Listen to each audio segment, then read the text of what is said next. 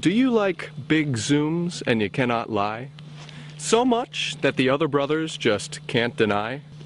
Then bust a move and get funky with my Canon PowerShot SX40 HS review.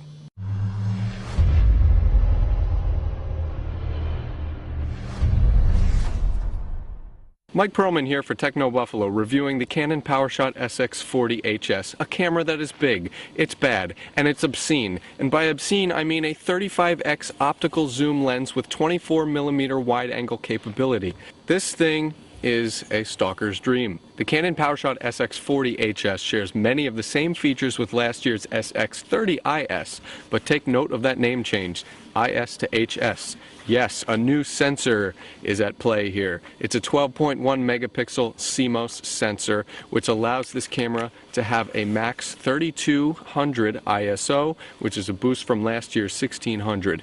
That's pretty big. Also, the PowerShot SX40 HS receives Canon's new Digic 5 image processing, meaning this camera is faster. It can take up to 8 frames per second at full resolution in burst mode. This camera also has better noise management, and HD video has been boosted to 1080p at 24 frames per second. I noticed a fairly significant upgrade in image quality. I was able to shoot at higher ISOs and attain the same results that I was able to with last year's SX30 IS and its CCD. There was a noticeable improvement in low light and high ISO quality.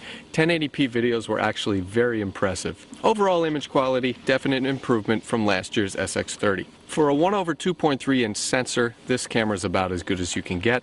Now let's talk about image stabilization. One of the most important things for a camera like this, you have a fixed lens, 35x optical zoom. I will tell you that at full telephoto, I was able to snap crisp, sharp images with this camera thanks to the optical image stabilization. This camera also has new intelligent IS, which selects from 6 different types of image stabilization depending on the scene, and offers powered IS for keeping the camera steady during recording videos. I will say that it is a little harder to keep the camera steady while recording videos, but for still images, the image stabilization is fantastic. You'll notice that the design of the SX40 HS is relatively unchanged from last year. We have the same flip-up flash, giant chunky mode dial. We've got a hot shoe on top, an electronic viewfinder, and we've got a circular control dial in the back. Also, Canon retained the flip-out vari-angle LCD. It's a 2.7 inch with a 230,000 pixel display. I have to say, when you use the manual focus with the focus assist that magnifies the frame, it's like trying to discern pixels out of a George Seurat painting. So Canon definitely needs to improve the LCD resolution on next year's Super Zoom. I enjoyed seeing my old friends again. The ISO, manual focus, exposure compensation, and self-timer shortcut buttons located on the control dial. And one thing to note about this camera is that its battery is twice the size as most PowerShot cameras, so it lasted twice as long. So stamina on this camera, very good. Despite the fact that the SX40 HS has a lot of manual controls, it's devoid of the super manual controls that you find on cameras like the S100 or G12. For instance, it doesn't have a histogram.